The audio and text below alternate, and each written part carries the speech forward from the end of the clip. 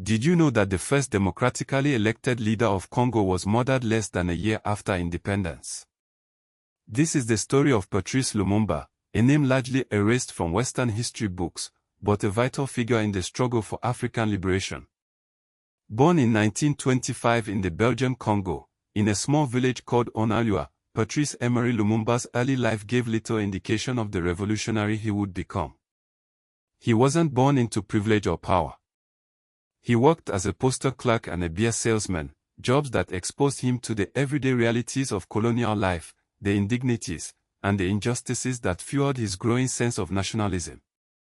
He was a talented writer and orator, skills he honed while working in the colonial administration. Imagine him, a young man, meticulously crafting letters and documents, all the while harboring a burning desire for a different future for his people. By the late 1950s, Lumumba's quiet discontent had transformed into active political organizing. He wasn't just talking about change, he was building a movement. In 1958, he co-founded the Movement National Congolais, the MNC. The MNC quickly became a leading voice for independence, advocating for a unified Congo free from Belgian rule. Lumumba's charisma and his powerful speeches resonated with people across the vast and diverse country. But Lumumba wasn't the only player in the Congolese independence movement. There were other leaders, like Joseph Kasavubu, Moise Tshombe, and Albert Kolonji, each with their own visions for the future of Congo. These leaders represented different regions and different ethnic groups, and their competing interests would soon play a critical role in the country's fate. Unlike some who favored a gradual transition to independence, Lumumba demanded immediate freedom. He believed that the Congolese people were ready to govern themselves, and he wouldn't settle for anything less. His unwavering stance resonated with the masses, but it also put him on a collision course with the Belgian authorities. In late 1959, Lumumba was arrested during nationalist unrest and thrown in prison. But instead of silencing him, his imprisonment only amplified his message. He became a symbol of resistance, and his supporters rallied around him even more fervently. On June 30, 1960, the Belgian Congo gained its independence. It was a moment of jubilation, a turning point in African history. Patrice Lumumba became the first prime minister, and Joseph Kasavubu became the first president. But the celebrations were short-lived. At the independence ceremony, Lumumba delivered a speech that stunned the world. It was an unscripted, fiery condemnation of colonial abuse. He spoke of the suffering, the discrimination, and the exploitation that the Congolese people had endured under Belgian rule.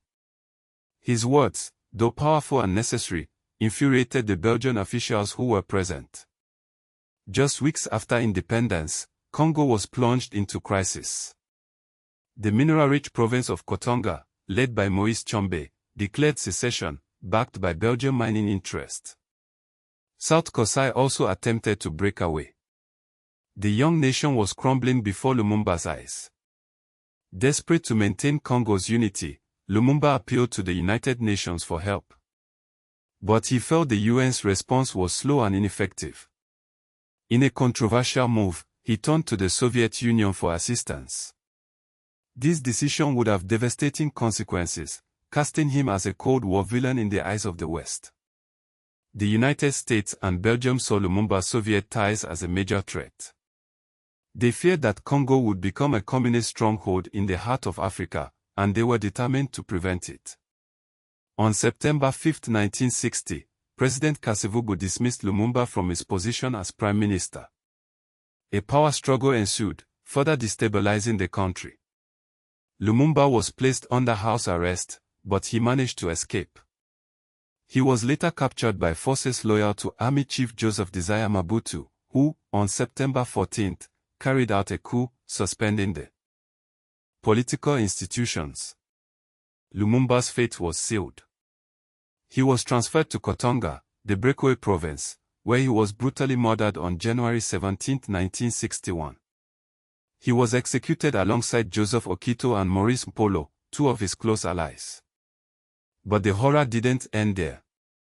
To conceal the crime and prevent Lumumba from becoming a martyr, his body was dissolved in acid. The details of Lumumba's assassination were covered up for years. But as historical scholarship has progressed, the truth has slowly emerged. It is now clear that Belgium played a significant role in the events leading to his death, and that the United States was also aware of the plot. In 2002, Belgium formally expressed regret for its role in Lumumba's death. But apologies can never fully undo the damage that was done. Patrice Lumumba's life was cut short, but his legacy lives on. He remains a symbol of anti-colonial struggle across Africa and the diaspora. He represents the hope for a truly independent and sovereign Africa, free from foreign interference. Lumumba's story is a reminder that the fight for liberation is never easy, and that those who challenge the established order often pay a heavy price. His vision of a unified, prosperous, and independent Congo remains unfulfilled. The country continues to grapple with conflict, corruption, and foreign exploitation. But Lumumba's dream of a better future for Congo, and for Africa as a whole, continues to inspire generations of activists, leaders, and ordinary people. He exposed the fragility of post-colonial independence, showing that formal freedom wasn't enough without economic and political control. His death helped set the stage for Mobutu's long and brutal dictatorship, a regime that plundered Congo's wealth for decades. But even in death, Lumumba became a powerful symbol. His image appears in murals, speeches, and student activism across the African diaspora. He is remembered as a champion of Pan-Africanism, a visionary leader who dared to dream of a united and self-reliant Africa. He stands as a warning of the dangers of foreign intervention and the importance of safeguarding national sovereignty. The fight to control Africa's vast resources continues to this day, with foreign powers vying for influence in countries like the DRC, Niger, and Guinea. Lumumba's story is a reminder that the struggle for true independence is far from over.